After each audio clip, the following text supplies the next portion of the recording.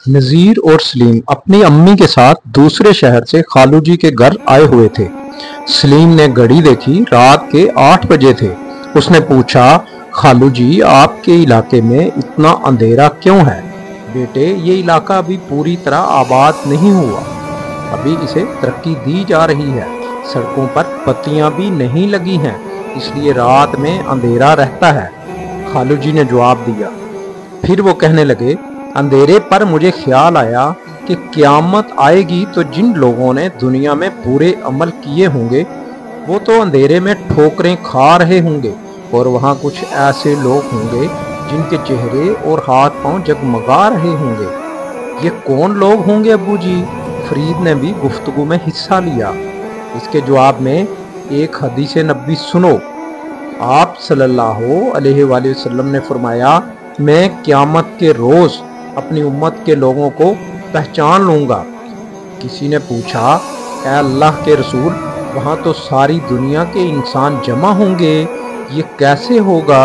आपने फरमाया, एक पहचान ये होगी, वुज़ू के नूर की वजह से मेरी उम्मत के चेहरे और हाथ पांव जगमगा रहे होंगे।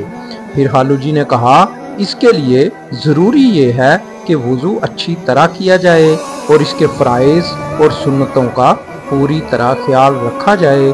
नमाज के लिए वुज़ू शर्त है, अगर वुज़ू अच्छी तरह ना किया जाए तो नमाज भी नहीं होगी। खालू जी, अच्छी तरह वुज़ू करना क्या बहुत मुश्किल है? सलीम ने पूछा। नहीं तो ये आपसे किसने कह दिया? मैं आपको चंद बातें बताता हूँ कि वुज़ू में किन बातों का ख्याल रखना ज़रूरी है। वुज़ू में 4 काम फ़र्ज़ हैं। इनमें से कोई फ़र्ज़ छूट जाए या जिस्म के जिन हिस्सों का धोना फ़र्ज़ है उनको धोते हुए बाल बराबर भी सूखी जगह रह जाए तो वुज़ू मुकम्मल नहीं होता। रशीद बेटे, आपको याद हैं वुज़ू के फ़राइज़?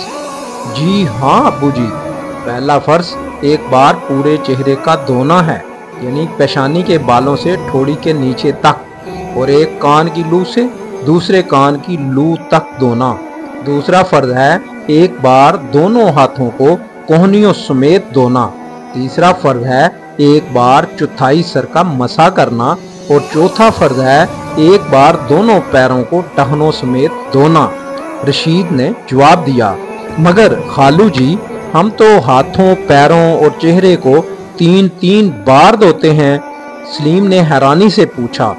बिल्कुल ठीक करते हैं, इसलिए कि वुज़ू में हर उज़ू को 3 बार धोना सुन्नत है। इस तरह वुज़ू ज़्यादा अच्छी तरह हो सकता है और किसी अज़ू के सूखे रह जाने का ख़तरा भी नहीं होता। सुन्नत पर अमल का सवाब भी मिलता है, खालू ने समझाया।